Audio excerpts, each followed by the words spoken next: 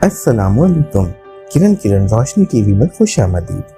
آج کی کہانی ہے نیکی کا صلہ، جس کو لکھا ہے ڈاکٹر ادیب عبدالغنی شکیل نے۔ اللہ تعالیٰ جسے چاہے بیٹا دیتا ہے، جسے چاہے بیٹیاں دیتا ہے، جسے چاہے بیٹے بیٹیاں ملا کر دیتا ہے، جسے چاہے بانجھ رکھ دیتا ہے۔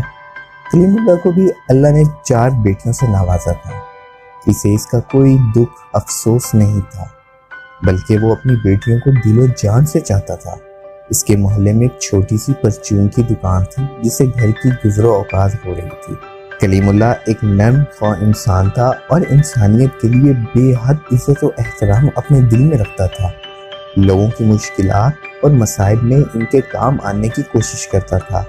لوگوں نے اس کی نرم سادگی اور ہمدردی سے ناجائز فائدہ اٹھایا اور ادھار سامان لے کر اس کی دکان خالی کر دی۔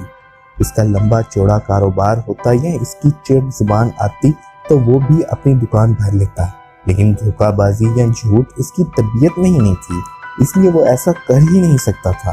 چنانچہ اس کی دکان بھی خالی رہی اور جیب بھی۔ پیٹ کا دوزخ بھرنے گھر کا نظام چلانے کے لیے اس نے ملازمت کرنے کا سوچا۔ ایک مدت پہلے اس نے میٹرک کا امتحان پاس کیا تھا۔ جہاں ایم اے پاس لوگ ملازمت کے لیے دھکے کھاتے پھر رہے ہوں، وہاں میٹرک پاس عمر رسیدہ نحیف انسان نوکری کہاں مل سکتی ہے؟ لیکن وہ جو کہتے ہیں نا کہ رب مہربان تو کل مہربان، اللہ نے اس کی نیکیوں کا صلہ دیا اور ایک پرائیویٹ تعلیمی ادارے کے پرنسپل نے اسے استاد کی حیثیت سے بھرتی کر لیا۔ پرنسپل کو اس نیکی کا صلہ ملا کہ کلیم اللہ کے وہاں بھرتی ہوتے ہی نئے شاگردوں کے داخلوں کی لائن لگ گئی۔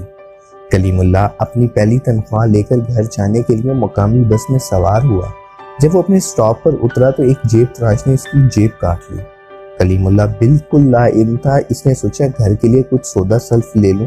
پیسے نکالنے کے لیے اس نے جیب میں ہاتھ ڈالا تو کٹی ہوئی جیب اس کا منہ چڑھا رہی تھی۔ اس کی آنکھوں سے آنسو پھوٹ پڑے۔ اس وقت پرنسپل اسلم کا بیٹا سلیم بھی اس دکان پر خریداری کر رہا تھا۔ اس نے کلیم اللہ کے رونے کا سبب پوچھا۔ بہت اصرار کے بعد کلیم اللہ نے ہچکیوں میں اپنی ردات کہہ سنائی۔ سلیم نے فوراً اپنی جیب سے کلیم اللہ کی تنخواہ کے برابر رقم نکال کر اس کے حوالے کی۔ کلیم اللہ کے انکار کے مقابلے میں سلیم کا اصرار زیادہ شدید تھا، اس لیے اسے پیسے لینا پڑے۔ جس شخص نے کلیم اللہ کی جیب کاٹی تھی وہ بھی قریب ہی کھڑا تھا، لیکن نہ تو اسے اپنے کیے پر کوئی ندامت تھی اور نہ ہی اس نے سیٹھ کے بیٹے کے مثبت اقدام سے کچھ سیکھا، بلکہ اس کا بھرا ہوا بٹوا دیکھ کر جیب کترے کی آنکھوں میں شیطانی چمک آ گئی اور اس نے اس بٹوے کو اڑانے کا سوچا۔